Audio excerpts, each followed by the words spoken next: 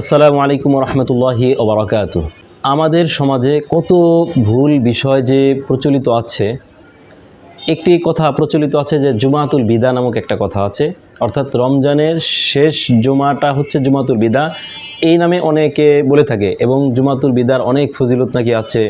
এবং জুমাতুল বিদার দিন অর্থাৎ রমজানের শেষ জুমার দিন যদি কেউ বিশেষ পদ্ধতিতে 4 রাকাত নামাজ পড়ে, তাহলে তার সারা জীবনের কাজা নামাজের কাফফারার জন্য যথেষ্ট হয়ে যাবে। এবং এটাও বর্ণনা আছে যে কেউ যদি এই জুমাতুল বিদায় একদম 5 ওয়াক্ত নামাজ আদায় করে, তাহলে তার পেছনের সারা জীবনের সমস্ত কাজা নামাজ এর কাফফারার জন্য যথেষ্ট হয়ে যাবে।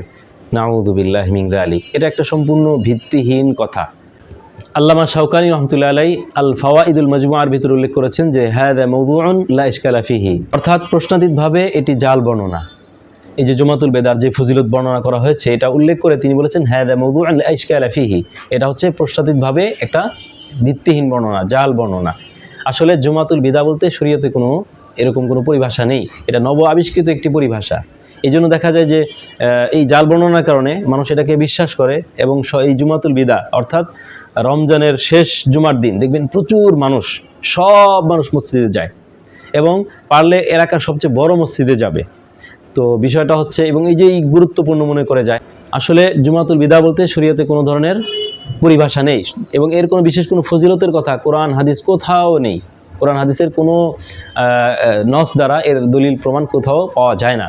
হাজ্জাতুল বিদার সাথে অনেকে যে মিলিয়ে থাকে, তো এটার সাথে দুইটা ভিন্ন জিনিস। তো শরীয়তে যেটার প্রমাণ আছে, কোরআন দ্বারা হাদিস দ্বারা প্রমাণ পাওয়া যায়, সেটাকে আপনি ফজিলতপূর্ণ মনে করতে পারেন। সেটা ছাড়া আপনি কোরআন হাদিসের বাহিরে নিজের মতো করে মন গড়া করে একটা দিনকে গুরুত্বপূর্ণ মনে করলেন, বিশেষ দিবস পালন করলেন, শরীয়তের ফজিলতপূর্ণ দিবস হিসেবে আপনি সেটাকে বেছে নিলেন। এটা কিন্তু অত্যন্ত গর্হিত কাজ, মুনকার একটি কাজ।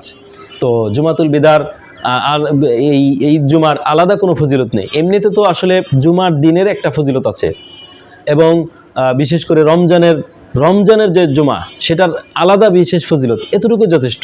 কিন্তু মানে শেষ জুমাতুল বিদার, এটার যে আলাদা বিশেষ ফজিলত আছে, এমন কোনো কথা কোরআনে হাদিসে কোথাও নেই।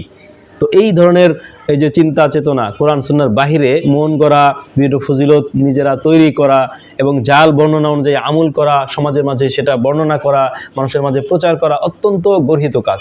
এ জাতীয় গর্হিত কাজ থেকে আল্লাহ তাআলা আমাদের সকলকে হেফাজত করুন। আসসালামু আলাইকুম ওয়া রাহমাতুল্লাহি ওয়া বারাকাতুহু।